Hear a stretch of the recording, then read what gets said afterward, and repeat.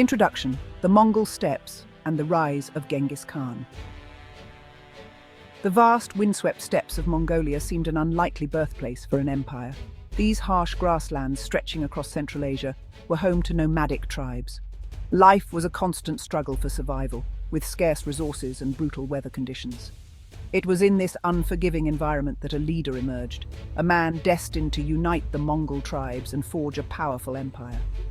His name was Temujin, later known to the world as Genghis Khan. Born around 1162, Temujin's early life was marked by hardship and tragedy. He witnessed the brutal realities of tribal warfare and experienced betrayal at a young age.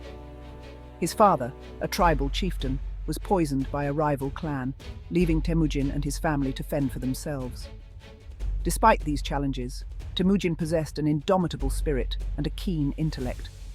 Through strategic alliances, military prowess, and ruthless determination, Temujin gradually consolidated his power. By 1206, he had achieved his goal, uniting the Mongol tribes under his rule.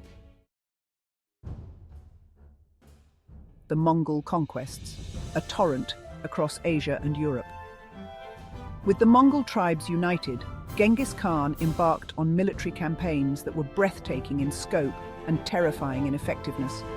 The Mongol conquests began with the subjugation of the neighboring Xixia kingdom in northern China.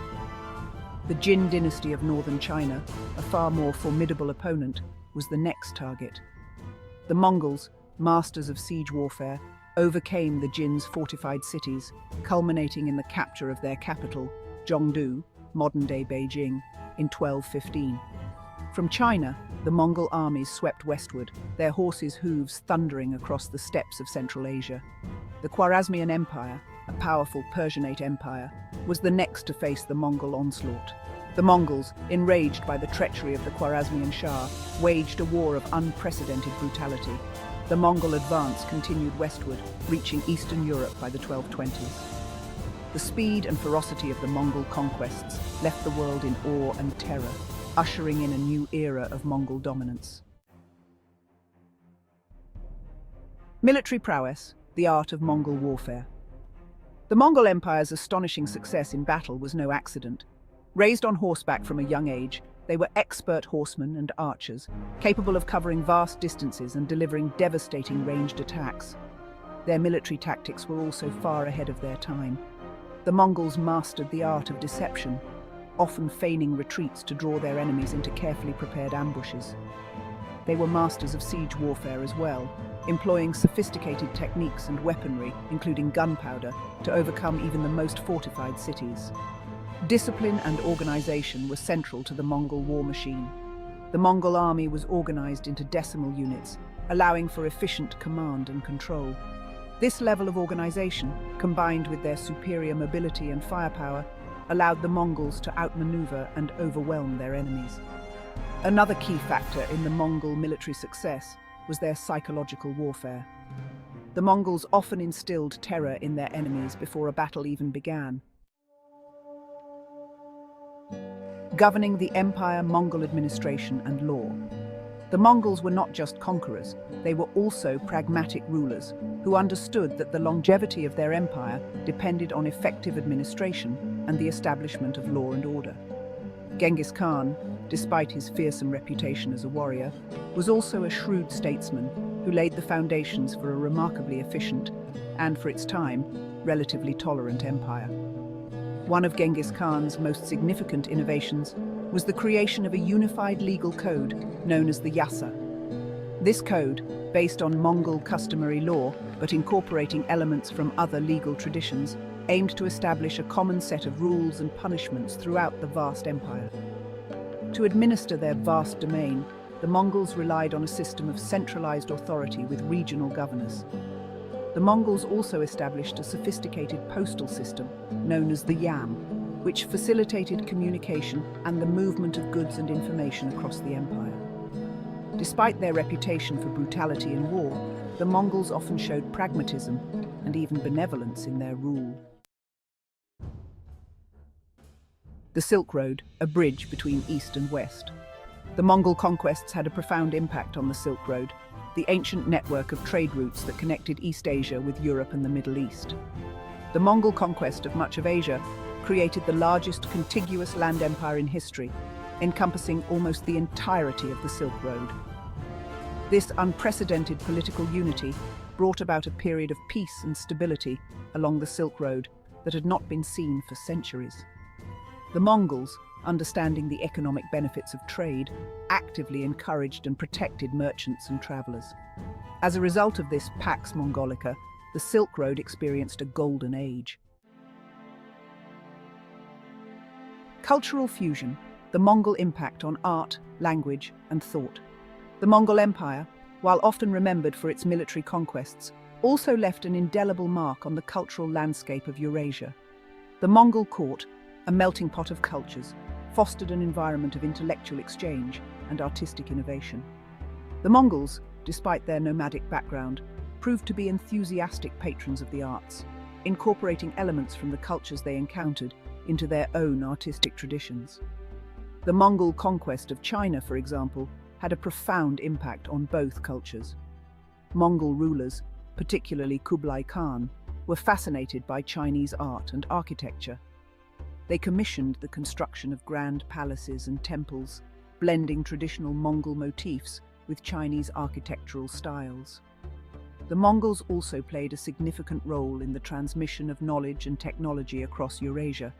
They brought with them gunpowder, which they had acquired from China, to the Middle East and Europe, revolutionizing warfare in those regions. The Mongol Empire's impact on language was also significant. The Mongols, under Genghis Khan, adopted the Uyghur script as their official writing system. Fragmentation of the empire seeds of division. The Mongol Empire, for all its might, was not immune to the forces of division that had plagued empires throughout history. The very vastness of the empire, which stretched from the Pacific Ocean to Eastern Europe, made it incredibly difficult to govern effectively from a single center. The seeds of fragmentation were sown even as the empire reached its zenith, and over time, these divisions would lead to its disintegration. One of the main factors contributing to the empire's fragmentation was the traditional Mongol practice of succession. Unlike many other empires, which had clear rules of primogeniture, the Mongols followed a system of lateral succession, where the Khan's successor was chosen from among his sons, or, in some cases, his brothers. This system often led to bitter power struggles and rivalries among the Khan's heirs, weakening the empire from within. The Mongol Empire's vast size and cultural diversity also posed challenges to its unity. By the mid-14th century, the Mongol Empire had begun to fracture into several independent khanates. The fragmentation of the Mongol Empire marked the end of a remarkable era of Mongol dominance. The legacy of Kublai Khan Yuan dynasty and its significance. Kublai Khan, a grandson of Genghis Khan, emerges as a pivotal figure in the later stages of the Mongol Empire. Ascending to the title of Great Khan in 1260, Kublai ruled over a vast domain that stretched across East Asia. His reign marked a turning point in Mongol history, characterized by a shift in focus from westward expansion to the consolidation and governance of their vast empire, particularly in China. Kublai Khan's most enduring legacy lies in his establishment of the Yuan dynasty in China in 1271. Breaking with Mongol tradition, Kublai declared himself Emperor of China, adopting the dynastic name Yuan, signifying a new era of Chinese history under Mongol rule. Kublai Khan's rule in China was marked by a blend of Mongol pragmatism and a deep appreciation for Chinese culture and administration. Under Kublai Khan's patronage, China experienced a period of economic prosperity and cultural vibrancy. Despite his successes, Kublai Khan faced challenges in maintaining control of his vast empire. The Golden Horde Mongol rule in Russia. While Kublai Khan consolidated Mongol rule in China, another branch of the Mongol Empire, known as the Golden Horde, held sway over a vast territory encompassing much of present-day Russia, Ukraine, and Kazakhstan. Established in the mid-13th century under Batu Khan, a grandson of Genghis Khan, the Golden Horde would exert a profound influence on the history and development of Russia for over 2 centuries. The Mongol conquest of the Ruses principalities in the 1240s marked a turning point in Russian history. The Mongols, under Batu Khan, defeated the Rus' princes and established their capital at Sarai, a strategically located city on the Volga River. The Golden Horde's rule in Russia was characterized by a system of indirect rule. The Mongols, for the most part, did not directly administer Russian territories. Instead, they demanded tribute from the Russian princes, who were allowed to maintain their authority as long as they submitted to Mongol overlordship. The Mongol conquest had a profound impact on Russian society. The princes of Moscow, through their shrewd diplomacy and their role as tax collectors for the Mongols, gradually consolidated their power. The Ilkhanate-Mongol influence in the Middle East. The Mongol Empire's reach extended to the Middle East, where the Ilkhanate, established by Hulagu Khan, another grandson of Genghis Khan, left its mark on the region's history and culture. The Mongol conquest of Persia in the mid-13th century brought an end to the Abbasid Caliphate, the center of Islamic authority for centuries. The fall of Baghdad in 1258, a pivotal moment in Islamic history, marked the beginning of a new era in the Middle East under Mongol rule. The Ilkhanate's rulers, while initially adhering to the traditional Mongol religion of Tengrism, gradually converted to Islam, with Ghazan Khan's conversion in 1295 marking a turning point in the Ilkhanate's history. The Ilkhanate also became a center of Islamic scholarship, with scholars and scientists from across the Muslim world flocking to the Ilkhanate's court. The Mongols' arrival in the Middle East had a profound impact on the region's cultural landscape. The Ilkhanate, like other parts of the Mongol Empire, was not immune to internal divisions and external pressures. Conclusion: the enduring impact of the Mongol Empire.